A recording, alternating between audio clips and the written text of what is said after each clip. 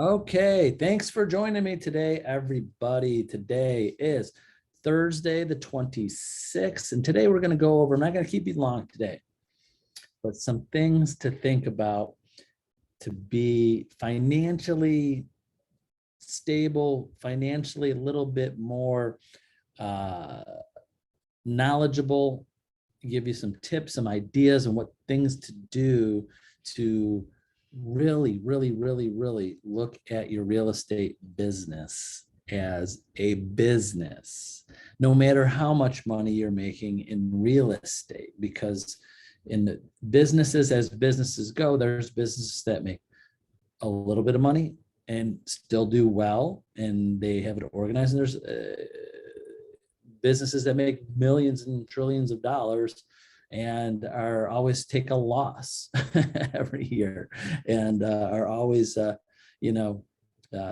in the negative sometimes, but they still survive, those big companies and how they do it and making losses and getting more investment capital. You hear those stories, but in real estate, I don't think you get up to that level. But the point of being, I have agents that are very successful in real estate, and I know from talking with them, they're just not there with their finances. And there's agents that I see that that make just enough, that where they're comfortable, but they're smart with what the decisions they make with that money so they could keep going. The reason why I know this is that for years, 20 plus years of being a real estate broker, there is really short, low bar, minimal financially to stay in this business. Really, bottom line, board dues, MLS fees, and that's if you want to go bare bones minimum, that's it. You sell one house a year, you're financially ahead. In theory, when I see agents get out of real estate, 87% of, when they get out of real estate, when the board dues are due and the MLS fees are there. Why I know, because we see hundreds and hundreds of agents over decades of being in business get out of the business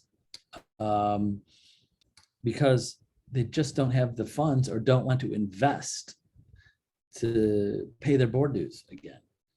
Now, some agents will say, and brokers say, well, those are not the agents that you want in the business. That's not true. I mean, that's my opinion. Disclaimer, my opinion. Anybody that has a good office, a good support system, a good mentors and coaches that help you walk through it can help that agent if they are seller, have one client a year, two clients a year, every other year. You could help them when you have a good support. I use the example like a restaurant. When a server comes in, they could be brand new, or they could just be a server for a brand new server. Could be a great server as long as the restaurant and they have the backing and the knowledge and all the people and the management behind them to teach them and tell them what to do on that. And also, not to go too off the side of finance, but I feel it's kind of like calling Starbucks up. Like some brokers and agents think, there's too many realtors. No, in my opinion, not enough, because there's agents out there in all over the country that are selling a lot of houses and doing extremely well. So it can be spread out a little bit. And also the marketing of it, I feel, is if just like why they put Starbucks at as many places as possible. Do you have Starbucks around your area, or just it could be any, like I'll just use coffee shops. All of a sudden I'm driving down and there's one. Or let's go drugstores. Why do we need so many drugstores? Why is there one? I have CVS's by my house. There's one about a mile, not even. There's another one about less than a half a mile down the street from there, and then you go next. It's like every half mile. I mean, someone can't drive a half mile, but the point I'm trying to make is they put so many of them because because people won't travel so far. They want to stay around their area. Where I'm going with this is that I feel that if there's consumers out there, and they're not, an agent is not easily accessible. What I mean is they don't see their advertisement, don't know them, they're not recommended to them. There's not an office that they see or signs that they see. They have less options, then they will go and do it themselves. Then they will go online and just pick random people, not a recommendation. So if they're, when this business is based on easy accessibility to agents and referrals from people. So I like it, the more realtors, the better, in my opinion, for our industry in general. But sorry, I went off the topic there. but finances, let's go into that. So finances. Number one, got to think of yourself as a business. A business has savings. A business has a plan. You got to write a plan down, no matter if you make $5,000 a year, $500,000 a year, what you're going to do with that income. What are you going to do to invest it in your business? What are you going to do to save it? Most agents' accounting and business plan is commission, a household commission, put it in their personal checking account. You know, you could have a personal account, but for your business, and spend the money. It goes right into your general household household account, and you use it for bills and use it for going out to dinner. You use it for whatever. That's usually what happens. Some of the tips I want to give you today is, and I'm going to shoot out different ideas, is to have it a separate account. That's your business account. Other businesses don't have their customers' checks going into the owner's personal account, or they're not going to have the funds, the capital to continue in business. And that's why I was just bringing it up. The minimum is to pay your dues. How so many agents get to the point of dues and not have the money to pay dues, or don't want to take it out, or they wait to the last minute to take it out and pay their dues. Why do they do that? Well, one of the reasons why is because it's not in a business account and saved. It's because it's very easy. You see the bill, no need to let it sit and wait to the last minute, because you already have the funds in your business account, because you know that expense is coming up. Or prepaying. They'll give you a credit, they'll take your money, and you know it's coming up next year, you know it's coming up 6 months, you could pay, well, might as well pay for the whole year. Very rarely do agents do that. But so the couple tips for today with your finances is really have a business account, or at least a personal checking account that you consider a business. Keep some money in there for your bills. As soon as one check comes in, set that aside for your upcoming bills, and have money set aside for marketing. So you can set up, in my opinion, you can set up more than one account, one for bills that you know there, one for what I'm going to use for marketing. This is where's their marketing? Marketing is just listed postcards, just sold postcards. There's Center 21. We have a whole online print shop and online post office to send postcards, flyers, whatever to an area. You could actually get to the point of hiring an assistant to help you in your marketing, dropping off flyers, going door to door. And anybody that needs an assistant or wants an assistant or is going to get an assistant to do different things, let me know. Be able to help you, tell you what they legally can and can't do for you. So again, think of yourself as a business. You hire help, not just help to help the transactions, but might be income generating help. So if you think of that, and number one thing is, I gotta save some of my commission to help, one, pay the bills, two, invest in marketing, three, of course, this should be number 1A with a plus and a check, is for taxes. So unfortunately for some agents, every year in January, when we send them their 1099, we're getting the calls like, is this right? Like in a good and bad way. They're like, I made this much money, because it comes in, goes out. They're like, oh my God, I made X amount of dollars. And I don't have the savings to pay my taxes. Remember, I won't even get into that, but talk to your financial advisor. So some of that money should be going to save for taxes. Again, a lot of agents, money goes in their personal savings or personal checking account, gets spent, and then when tax time is due, they don't have that money that they should have saved, the 20 to 35%, whatever, in savings.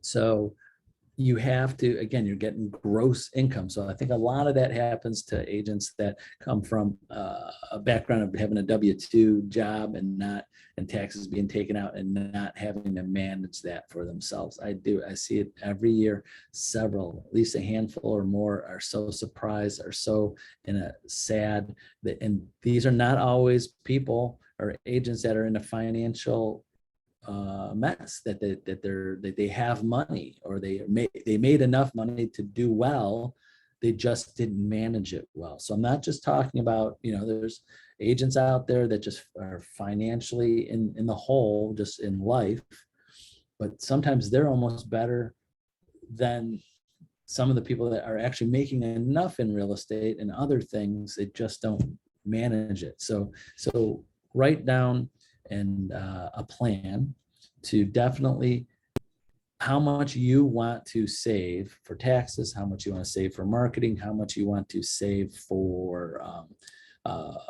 future bills, and be organized. Because any successful person in business and in life and in their financial life are keeping track of some of these things. So in my notes, I know I have so many things that I could go into detail, but I wanted to give you a brief overview of some of the things that you can do. One, I want to talk about budgets, keeping a budget for what you want to spend. And again, talking to an accountant on your gas, your mileage, writing off a home office. So have a budget and things that you can write off. So I have a few agents every year, for some reason, their account asks for a letter from us stating that we don't offer them office space. Don't know why, they just like that, because then they could feel more comfortable writing off a home office expense and having a home office. So definitely talk, no matter if you're making $5,000 a year, 500, talk to an accountant and see some savings that you could get from that. Also, I didn't even get into, saving some of that money up for retirement. If you ever want to be a full-time agent and consider this as a business and a career, and you don't have a retirement plan now, or haven't had a very small one from a previous job, and you want to, that's the one thing that we don't do. We don't have, because you're your own business. You got to figure this out yourself. You got to think about what you want to save. Example, I now being in my 50s, 51 going on 52 this year, I have friends that and family that have had jobs for over 25 going on 30 years, and they are retiring in their 50s. I mean, they're going on to other things because they're still young and got things to do, but they are so happy because they have a pension. They have a retirement plan that they've been putting stuff in. And every time I talk to them, if we get on this topic, I would say, you probably, when you started, you hated putting that money in, but now you're happy you did, right? And do you think if you had to do it yourself, would you have done it? Like, nope, wouldn't have done it. If didn't put it automatic and automatically do it on every check, and just not think about the money and put that money aside, or their company or their job did it for them and made them contribute, and they maybe put extra in there because there's matching funds and different things that the companies sometimes do. But I know a majority of them would not have that money if they have to do it themselves. That's where realtors come in, because you are the one that's going to be putting the money in the retirement plan. You are the one that has to dictate it. But there's always things that come up. There's always an excuse. So remember, when you get that commission check, There's so many ways you could split it and save it and all of that. But no matter if it's a commission check, a $2,000 commission check, or a $10,000 commission check, I know there's always things to buy, things to do, ways to spend it. But always, you got to come up with, build that budget of how you want to spend that money and what you want to do and save that money. So we went over retirement, hiring people, and let's see here. A couple other tips is, pay yourself a salary. The other thing you can get to is the successful agents pay themselves a salary. What I mean is that the checks come in. When you get to a certain level, the checks will continue to come in. Hopefully, you're doing well. Agents are selling 15, 20, 30, 40 houses a year, and the checks are consistently coming in. We'll just say minimum, say hypothetically, it's 52 weeks a year. That's 26 kind of pay periods. In theory, if you sell 26 houses a year, you are kind of like every 2 weeks getting paid, on average. So when you get that pay every 2 weeks, you can put that money in your general savings of your business and start taking a consistent salary. So you're consistently making a certain amount of money. Now you can talk to your accountant, because a lot of agents have, especially the successful agents, have a LLC set up, so we pay the commission to their LLC. Check with our office, Brandon and I, for any Century 21 Homestar agents. We will explain to you the law, the Division of Real Estate for what that LLC can and can't do. So, I might as well say the main thing is that when you have an LLC, you are the only member of that LLC. You can't have other people members of that LLC, and that LLC can't do anything else. It can't. It's just strictly you alone, only member, and the commission is paid to that LLC. Then, a good accountant will explain to you, now you take money out of that LLC to pay yourself personally, a salary, quarterly bonuses, things like that. And then there's tax advantages of that having that LLC and paying yourself directly. I'll let an accountant explain that to you.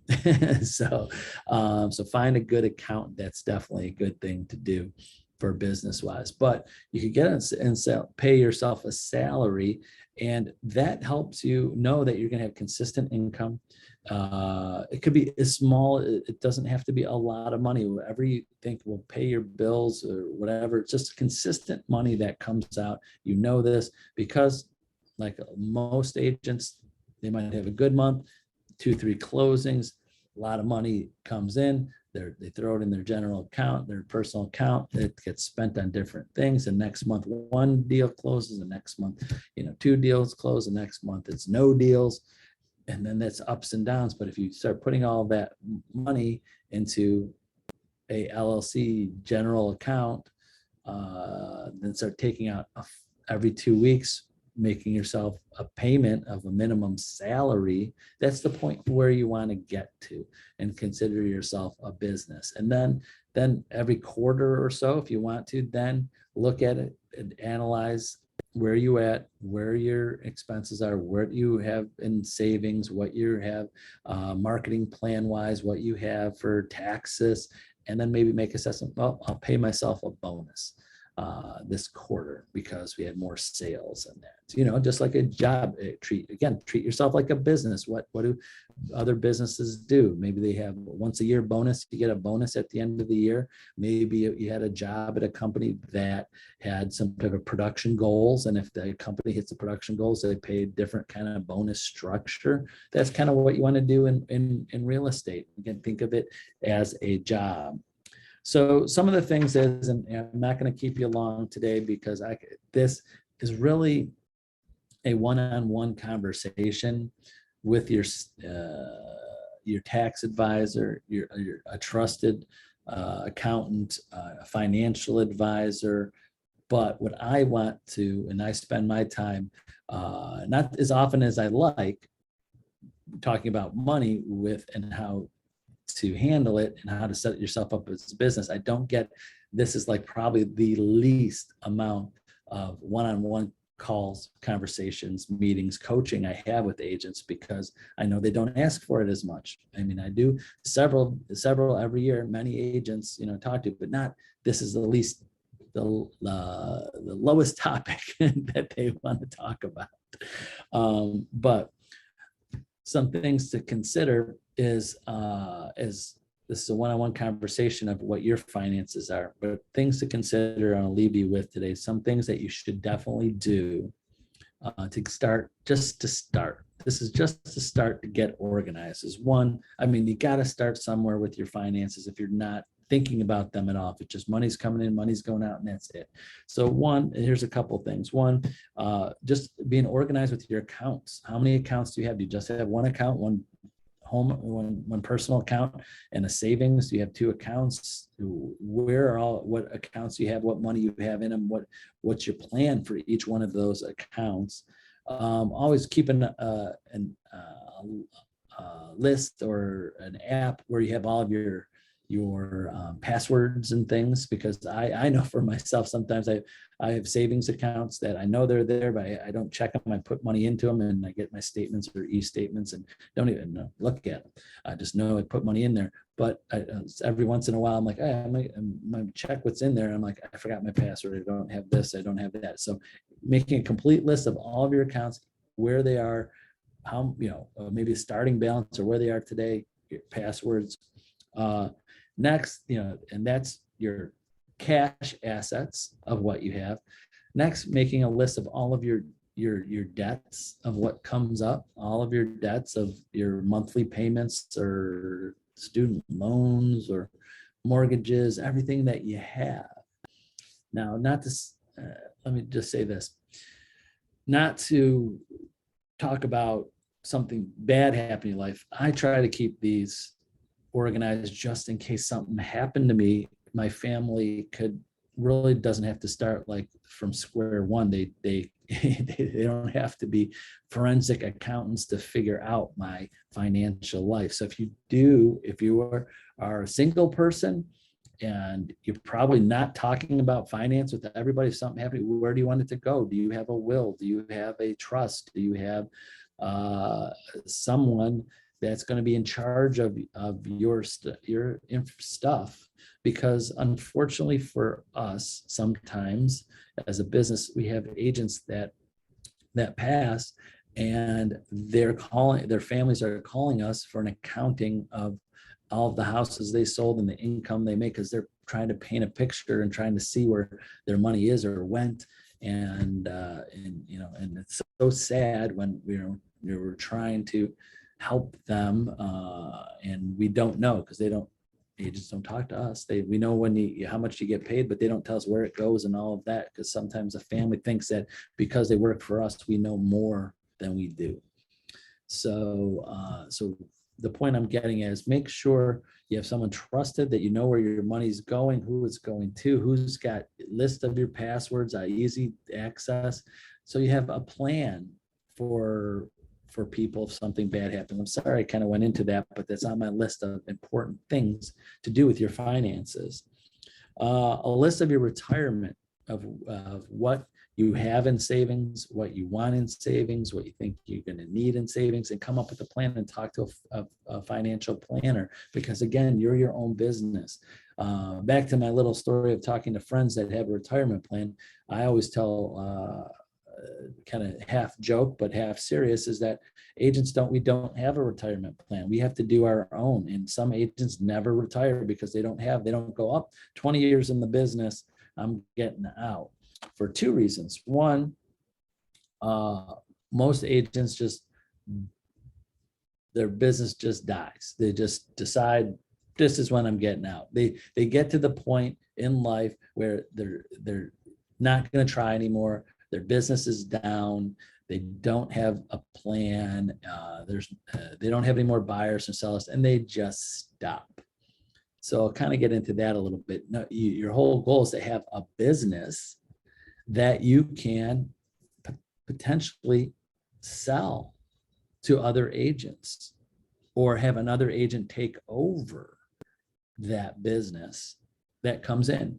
Your goal is to continue to generate leads, get referrals from past business, and 10, 15, 20 years from now, or whenever you decide to retire, hopefully you have years of past business, years of following up with people, years of referrals coming from past business, where you can and easily have someone jump in a system of follow-up.